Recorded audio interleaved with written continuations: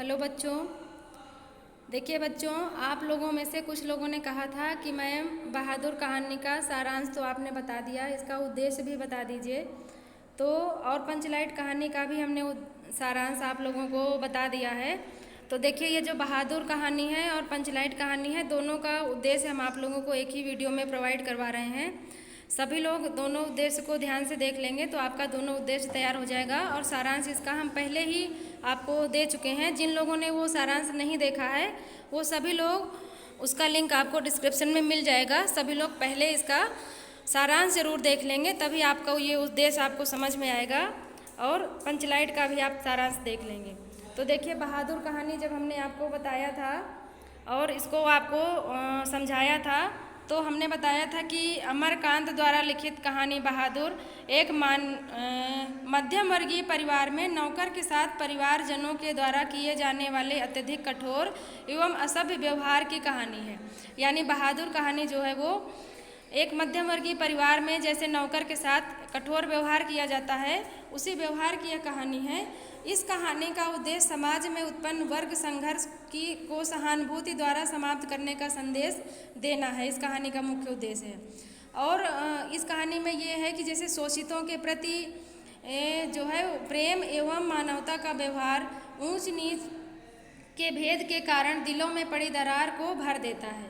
ठीक है, देखिए इस कहानी में ये बताया गया है कि जो शोषित लोग होते हैं, यानी जिनका शोषण किया जाता है, जैसे मान लीजिए कोई नौकर है घर का, उसके प्रति जो अच्छा व्यवहार नहीं होता है उसको भी शोषण कहते हैं। या आप कहीं भी किसी भी क्षेत्र में काम कर रहे हो, आपके साथ अच्छा व्यवहार ना हो रहा हो, आपसे ज़्यादा काम कराया जा रहा हो, या आपके साथ कहीं अभद्रता हो रही हो, तो उसको भी हम शोषण की ही श्रेणी में रखते हैं कि आपका शोषण हो रहा है। या आपसे कोई बेवजह कुछ भी कमेंट करता है, बोलता है, तो वो भी शोषण की ही श्रेणी में आ जाएगा।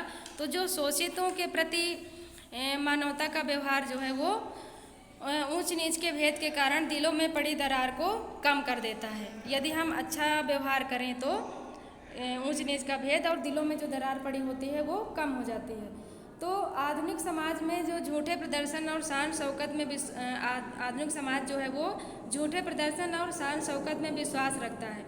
यह बनावटी जीवन जीने में विश्वास रखता है, यानी हैसियत नहीं है तब भी वो बनावटी जीवन के चक्कर में जैसे कि नौकर रख लेते हैं कि हमारे यहाँ भी नौकर है। तो ये कहानी जो है इसी पर आधारित है।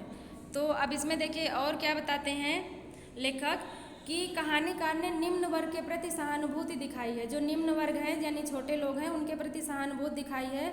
मध्यम वर्ग के लोगों की वास्तविकता को समझा है कि मध्यम वर्ग के लोग कैसे होते हैं।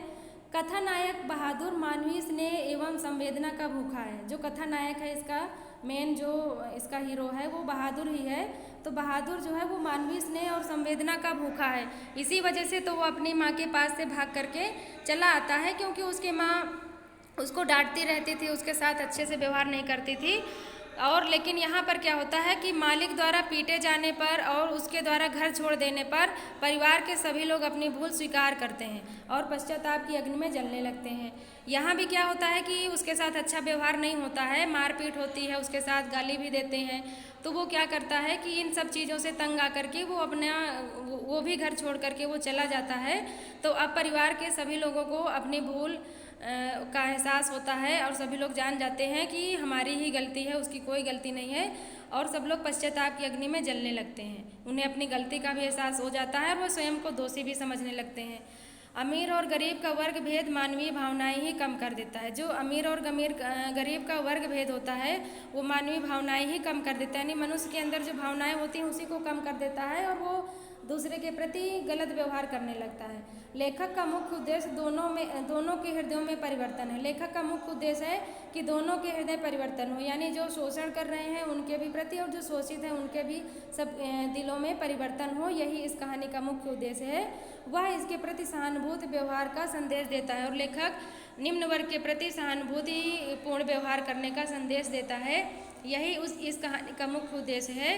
तो आप लोग लास्ट में ये ज़रूर लिखेंगे लिखने के बाद कि लेखक अपने उद्देश्य में पूर्णतया सफल हुआ है या लेखक को इस कहानी के उद्देश्य में पूर्णतया सफलता मिली है, ये ज़रूर लिखेंगे आप। तो ये था बहादुर कहानी का उद्देश्य। इसके बाद देखिए दूसरी जो आपकी कहानी है पंचलाइट कहानी का उद्देश्य, ये भी हम आप लोगों को इसी वीडियो में बताए दे रहे हैं। तो देखिए, पंचलाइट कहानी आपको बताया था कि ये फणीश्वर नाथ रेणु जी के द्वारा लिखित एक आंचलिक कहानी है। इसमें बिहार के अंचल का, ग्रामीण अंचल का बहुत ही सजीव चित्रण इन्होंने किया है। तो रेणु जी हिंदी साहित्य जगत के सुप्रसिद्ध आंचलिक कथाकार हैं। ग्रामीण अंचलों से उनका निकट का परिचय है। बिहार के अंचलों के सजीव चित्र उनकी कथाओं के अलंकार हैं। यानी इनकी कथाएं कैसे सुंदर लगती हैं कि इन्होंने बिहार के अंचल का सजीव चित्र अपनी कथाओं में चित्रित किया है। पंचलाइट भी बिहार के परिवेश की कहानी है। कहानीकार ने ग्रामीण अंचल का वास्तविक चित्र खींचा है और बताया है कि आवश्यकता किस प्रकार बड़े से बड़े संस्कार और निषेध को अनावश्यक सिद्ध कर देती है। यही लाइन जो है इस कहानी की मुख्य लाइन है। आवश्यकता किस प्रकार से बड़े संस्कार और निषेध को अनावश्यक सिद्ध कर देती है। यानी यदि ज़रूरत है तो ये नहीं देखा जाता है कि इसके क्या संस्कार है, इसके ऊपर क्या प्रतिबंध, निषेध मतलब प्रतिबंध, इसके ऊपर क्या प्रतिबंध लगाया जाता है, ये सब कुछ नहीं मायने रखता है। बस उस वक्त ये देखा जाता है कि इससे हमारा काम बन रहा है, ये देखा जाता है। इसी केंद्रीय भाव के आधार पर कहानी के माध्यम से एक महत्वपूर्ण उद्देश्य को स्पष्ट किया गया है। गोधन द्वारा पेट्रोमैक्स जला देने पर उसकी सभी गलतियां माफ़ कर दी जाती हैं। यही मतलब बताया गया है कि गोधन को सज़ा मिली हुई होती है, उसको बाहर निकाल दिया जाता है बिरादरी से, लेकिन जैसे ही वो पेट्रोमैक्स जला देता है तो उसकी सारी गलतियों को माफ़ कर दिया जाता है और उस पर लगे सारे प्रतिबंध हटा लिए जाते हैं तथा उसे मनचाहे आचरण की छूट भी दे दी जाती है। यानी प्रतिबंध तो हटा ही लिया गया और मनचाहे आचरण की छूट दे दी गई कि अब जो चाहे वो अपना करो, खूब सिनेमा का गाना गाओ। और ग्रामवासी, और इस कहानी में देखिए लेखक ने और एक चीज़ बताने का प्रयास किया है कि ग्रामवासी जो होते हैं वो जाति के आधार पर अनेक टोलियों में बंट जाते हैं और आपस में वो ईर्ष्या द्वेष के भावों से भरे रहते हैं। तो इसमें लेखक ने इसका भी बहुत ही सजीव चित्रण किया है कि, और ये संदेश देना चाहा लोगों को कि पहले तो ये जाति और वर्ग के आधार पर टोलियाँ नहीं बननी चाहिए, और यदि मान लीजिए बनती भी हैं तो उन्हें आपस में ईर्ष्या द्वेष की भावना नहीं रखनी चाहिए, बल्कि प्रेम की भावना रखनी चाहिए। जैसे कि इसमें जब पेट्रोमैक्स को जलाना था तो उन लोगों ने दूसरे टोली से मदद लेना उचित नहीं समझा, चाहे उनका पेट्रोमैक्स जले या फिर ऐसे ही पड़ा रह जाए। तो इस प्रकार की जो ईर्ष्या द्वेष की भावना है ये नहीं होनी चाहिए, और ना ही किसी एक टोली के लोगों को दूसरे टोली के लोगों का, या फिर एक समाज के लोगों को दूसरे समाज के लोगों का मजाक उड़ाना चाहिए, ये भी नहीं करना चाहिए। ये भी इस कहानी के माध्यम से लेखक ने बताया है।